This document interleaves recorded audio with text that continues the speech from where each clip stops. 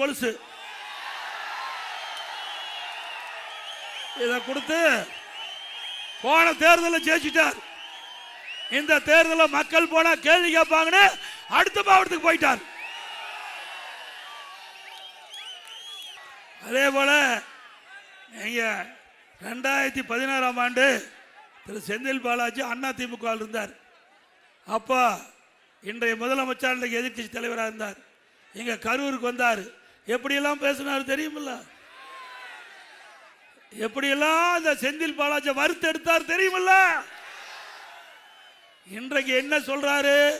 கோடு போட்டா ரோடு போடுவாராம். கோடு போட்டா அந்த ரோடுலயும் ஊழல் செய்தவர் தான் இந்த செந்தில் பாலாஜி. அந்த ரோடுலயும் இன்றைக்கு அதிகாரி மீது வழக்கு பதிவு செஞ்சிருக்கு. அதெல்லாம் விசாரிக்கப்படும். அது மட்டும் இல்ல, அன்னைக்கு திரு ஸ்டாலின் பேசுறது நல்ல வாய். இன்னைக்கு நீங்களே முடிவு பண்ணிக்க. திரு செந்தில் பாலாஜி 453 நாள் சிறையில் இருந்துட்டு தான் வெளியில் வந்திருக்காரு. அதிகாரிகளுக்கு எச்சரிக்கை. அண்ணா திமுக கட்சிக்காரன் மீதோ கூட்டணி கட்சிக்காரன் மீதோ தவறாக பொய்யான வழக்கு பதிவு செஞ்சால் உங்களை சட்ட நீதியாக நடவடிக்கை எடுக்கப்படும். சும்மா வாயில சொல்ற நினைச்சுக்காத. உங்க பதவியை யாராலையும் காப்பாற்ற முடியாது. உண்மைக்கு புறமா நடந்தா, பொய் வழக்கு போட்டா, இல்லது திமுகவுக்கு சாதகமா தேர்தலிலே நீங்கள் நடந்து கொண்டால் சம்பந்தப்பட்ட அதிகாரிகள் சட்ட நீதியாக நடவடிக்கைக்கு உட்படுத்துவார்கள். அண்மையில் ஒரு கட்சி போய் சேர்ந்தது. எந்த கட்சின்னு உங்களுக்கு தெரியும்? அதுக்கு அதிக இடம். அந்த கட்சி உண்மையிலேயே அந்த கட்சி ஒரு உண்மையான செய்தி சொல்லிட்டு போயிட்டாங்க. அந்த கட்சியுடைய பொதுச் செயலாளர் உண்மையான ஒரு செய்தி, தமிழகத்தில் பாலியல் வன்கொடுமை நடக்குது. நாம சொல்லல, திரு ஸ்டாலின் அமர வச்சு அவருடைய கூட்டணி கட்சி சேர்ந்த ஒரு கட்சி சேர்ந்த பொதுச் செயலாளர் கூட்டத்தில் பேசிய பேச்சு வலைதளத்திலே வந்தது, தொலைக்காட்சியிலே வந்தது. உண்மைதானே? அப்படின்னா அந்த கட்சிக்கு ஓட்டு போடலாமா? கூட்டணி கட்சி தலைவரே சொல்லிட்டாங்க. நாம எதிர்கட்சி, நாம சொன்னா தவறுன்னு சொல்லுவாங்க. ஆனா அந்த கூட்டணியில் அங்க வைக்கின்ற ஒரு கட்சியுடைய பொதுச் செயலாளர் இப்படிப்பட்ட கருத்தை சொல்லிக்கிட்ட பொழுது நாட்டு மக்கள் நீங்க ஒரு நல்ல முடிவு எடுக்க வேண்டும். மணல் கொள்ளை நடந்ததில்ல. நேற்றைய தினம் மாண்புமிகு பாரத பிரதமர் இந்த மணல் கொள்ளை பற்றி தெளிவா பேசினார். நினைச்சிட்டு இருக்கிறாங்க என்னமோ திமுக ஆட்சியில் இருக்குது, இந்த மணல் கொள்ளையை அதிகாரிகளும் துணை நின்றிருக்கிறாங்க, அதையெல்லாம் ஆட்சி அதிகாரத்தின் மூலமாக கொள்ளையடிச்சிருக்கு. தம்பி, சேட்டலைட் மூலமா பார்த்துட்டு இருக்கிறாங்க. சேட்டலைட் மூலமாக எங்கெங்க மணல் அள்ளப்படுது, எந்தெந்த லாரி அள்ளப்படுது, அந்த லாரியுடைய எண் முழுவதும் பதிவாகி இருக்குது. ஆகவே அண்ணா திமுக ஆட்சி மக்களுடைய துணையோடு அமைந்தவுடன் மத்திய அரசு துணையோடு சேட்டலைட்டில் பதிவு செய்யப்பட்ட அதையெல்லாம் சட்ட நீதியாக எடுக்கப்பட்டு இந்த மண கொள்ளையில் யாரெல்லாம் ஈடுபட்டார்களோ அவர்கள் மீது சட்ட நீதியாக நடவடிக்கை எடுக்கப்படும். இந்த மணல் கொள்ளைய தடுப்பதற்காக அனைத்து இந்திய அண்ணா திராவிட முன்னேற்ற கழக கட்சி நிர்வாகிகள் தொண்டர்களோடு அறிவிச்சவர் விஜயபாஸ்கர் அவர்கள் சம்பவ இடத்துக்கு போறார். இங்க இருக்கிற அதிகாரிகளுக்கு தெரியாதா? காவல்துறைக்கு தெரியாதா? வருவாய்த்துறைக்கு தெரியாதா? இவள் கொள்ளையடிப்பது ஆயிரக்கணக்கான லோடு ஒரு நாளைக்கு காவிரி ஆற்று மணல் கொள்ளையடிச்சிட்டு இருந்தாங்கல்ல, அந்த கொள்ளையெல்லாம் கண்டுகொள்ளாம இருந்தாங்கல்ல. அண்ணா திமுக சார்ந்த மாவட்ட சாத்திர விஜயபாஸ்கர் அவர்கள் அதை தடுத்து நிறுத்தினார். சம்பந்தப்பட்ட அதிகாரிக்கு புகார் கொடுத்தார். அவர் மீது வழக்கு பதிவு செஞ்சிருக்கிறீங்க. அண்ணா திமுக ஆட்சி மலரும், சட்ட நீதியாக அவர் பதில் சொல்லியே ஆக வேண்டும்.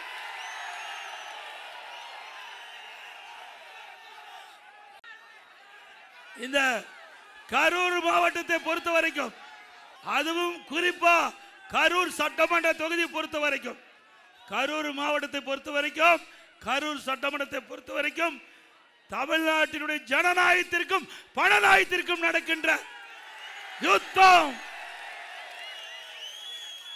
தமிழ்நாட்டின் ஜனநாயகத்திற்கும் பணநாயகத்திற்கும் நடக்கின்ற தேர்தல்.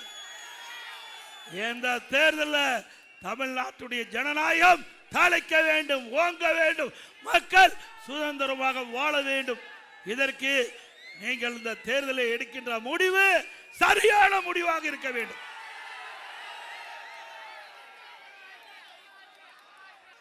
மாற்றுத்திறனாளிக்கான உலக கோப்பை போட்டி நடந்தது. அதுல முதல் பரிசு பெற்ற அணியுடைய கேப்டன் என்று சொல்லி முதலமைச்சருடையும் துணை முதலமைச்சருடையும் போட்டோ எடுத்தாங்க. பாரு,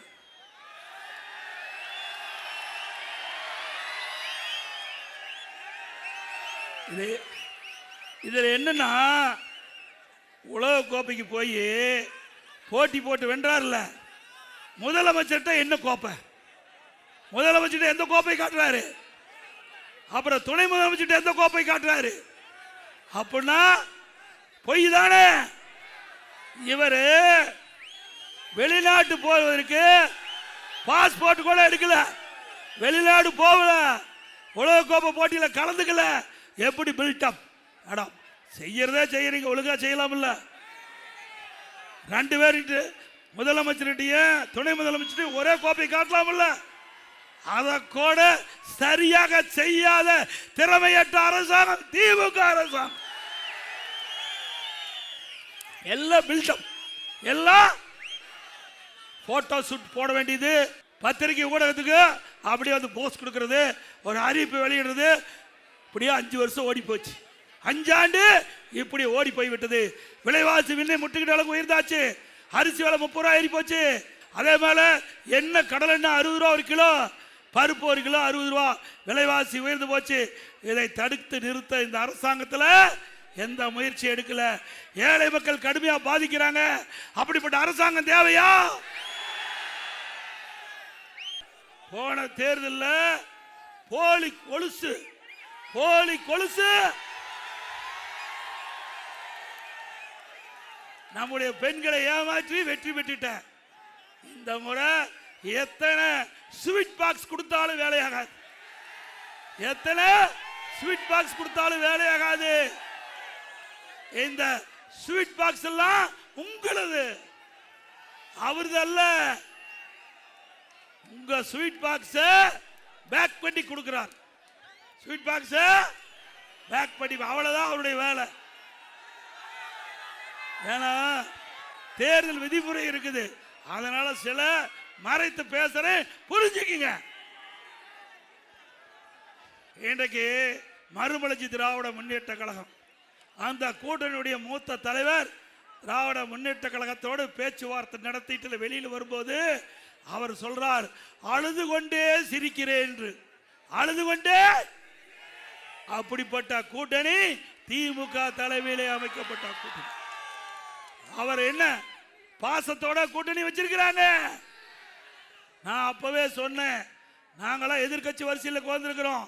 எங்களோட தான் கம்யூனிஸ்ட் கட்சி அமர்ந்திருக்குது, காங்கிரஸ் கட்சி அமைஞ்சிருக்குது, அப்புறம் விடுதலை சிறுத்தை கட்சி அமைஞ்சிருக்குது.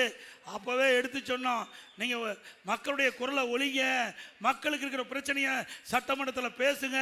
நீங்க எதிர்கட்சி வரிசையில் அமர்ந்திருக்கிறீங்க, அப்பத்தான் மக்கள் உங்களை நம்புவார்கள் என்று பல முறை சொன்னேன். அவரெல்லாம் கேட்கவே இல்லை. திமுக அரசாங்கத்துக்கு அடிமையா செயல்பட்டாங்க, வாய் மூடி மௌனம் சாய்த்தாங்க. அதற்கு இந்த திமுக அரசை தாங்கி பிடித்துக் கொண்டிருந்தார்கள். அதற்கு பரிசு ஒரு சீட் குறைவு, ஒரு சீட்டு குறைவு.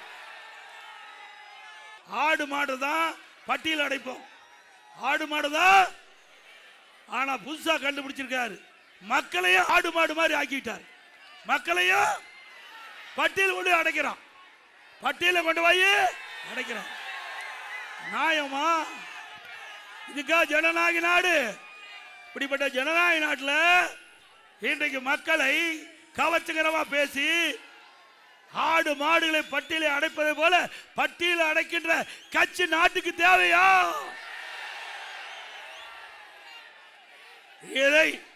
இதை வேடிக்கை பார்த்து கொடுக்கின்ற அதிகாரிகள் சட்ட நீதியாக நடவடிக்கை எடுக்கப்பட்டு விட்டால் அவருடைய பதவிக்கு யாரும் பொறுப்பல்ல.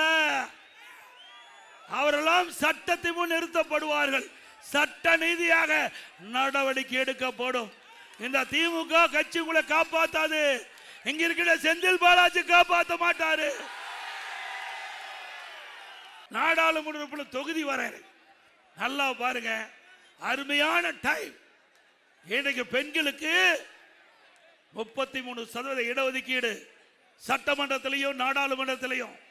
மாண்புமிகு அம்மா அவர்கள் இருக்கின்ற பொழுது நான் நாடாளுமன்ற உறுப்பினராக இருந்தேன். 1998ஆம் ஆண்டு நாடாளுமன்ற உறுப்பினராக இருந்தேன். அப்போ இதே புரட்சி தலைவி அம்மா அவர்கள் பெண்களுக்கும் சம உரிமை வழங்க வேண்டும் சட்டத்தின் மூலமாக. அதன்படி சட்டமன்றத்திலும் நாடாளுமன்றத்திலும் பெண்களுக்கு 33% இடஒதுக்கீடு வழங்குகின்ற அந்த மசோதாவை நாடாளுமன்றத்தில் கொண்டு வர வேண்டும் என்று அன்றைய தினம் வாஜ்பாய் அவர்களை கோரிக்கை வைச்சாங்க. மாண்புமிகு பாரத பிரதமர் அன்றைய தினம் இருந்த பாரத பிரதமர் வாஜ்பாய் அவர்கள் அம்மாவுடைய கோரிக்கை ஏற்று அப்போ இங்க தம்பித்துறை தான் எம்பி, மரியாதைக்குரிய தம்பித்துறை அண்ணன் அவர்கள் எம்பியா இருந்து சட்டத்துறை அமைச்சராக இருந்தார். அப்படி சட்டத்துறை அமைச்சர் இந்த இடஒதுக்கீடு மசோதாவை சட்டமன்றத்தில் நாடாளுமன்றத்தில் அறிமுகம் செய்கின்ற பொழுது முலாயம் சிங் யாதவ் கட்சி சேர்ந்த எம்பி அந்த மசோதாவை பிடுங்கி கிழித்தெறிந்துட்டார். விட்டார். ஆக அன்றைய தினமே அதிமுக கட்சி பெண்களுக்கு 33% இடஒதுக்கீடு நாடாளுமன்றத்தில் சட்டமன்றத்தில் கிடைப்பதற்காக முயற்சி செய்த கட்சி அதிமுக கட்சி.